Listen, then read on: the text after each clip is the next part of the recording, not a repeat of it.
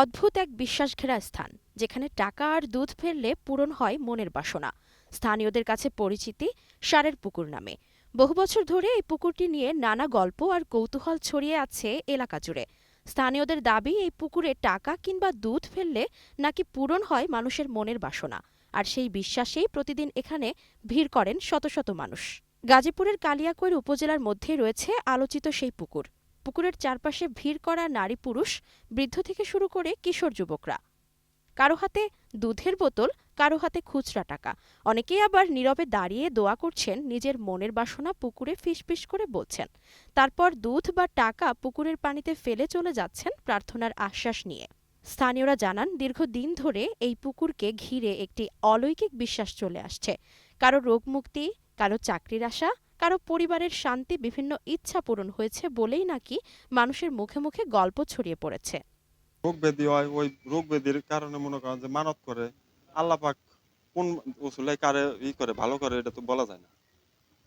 এই কারণে মনে করেন যে লোকজন আসে, আইসে একজন মানুষ করে যে একটা গরু দিমু, একটা ছাগল দিমু, খাসি দিমু বা একটা পাঠা দিমু। এখানে কিছু দিলে মানে কিছু পাওয়া যায়।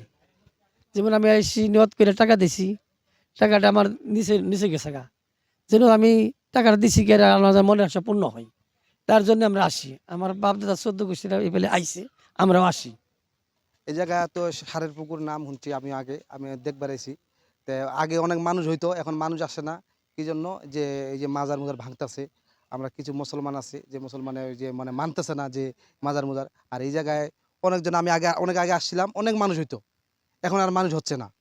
আমরা হ্যাঁ সময় দেখছি যেরকম অহনো এরকমই আগের চাইতে উন্নত হয়েছে আর কি। আগে দোকান টোকান চলতো না, এই যে এই মানুষও এত আইতো না। অহন এই যে মনে করেন মানুষের মুখে মুখে এটা প্রচার হয়ে গেছে।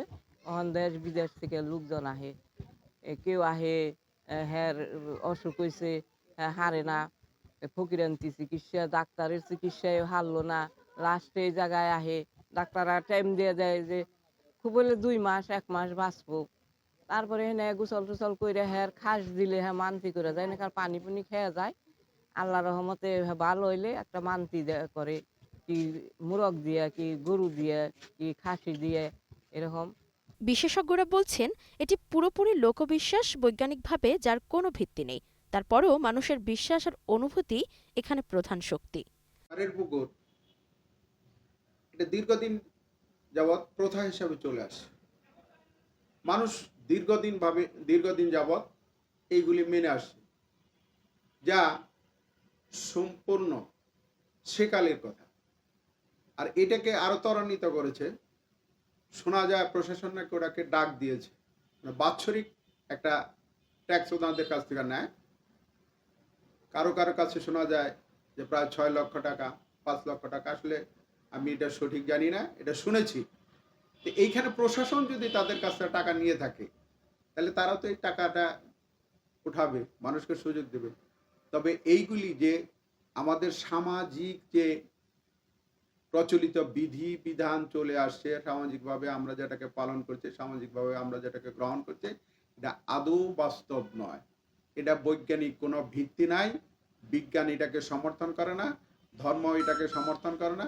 বিজ্ঞানের বাইরে এবং ধর্মের বাইরে শুধু নিজেদের মন গড়া এবং প্রচলিত বিধি অনুযায়ী এটা চলতেছে। এটাকে আমরা পছন্দ করি না। পুকুরকে কেন্দ্র করে বাড়ছে স্থানীয় অর্থনৈতিক কার্যক্রম। আশেপাশে ছোট দোকানের ব্যবসা জমে উঠেছে। ফলে এটি এখন শুধু বিশ্বাসযোগ্য কেন্দ্র নয়, বরং স্থানীয় পর্যটনেরও একটি অংশ হয়ে উঠছে। লোকবিশ্বাস সত্য নাকি শুধুই মনস্তাত্ত্বিক আশ্বাস, তা নিয়ে বিতর্ক থাকলেও মানুষের আশা, বিশ্বাস আর শান্তি খোঁজার জায়গা হিসেবে ষাঁড়ের পুকুর এখন কালিয়াকৈরের একটি পরিচিত নাম।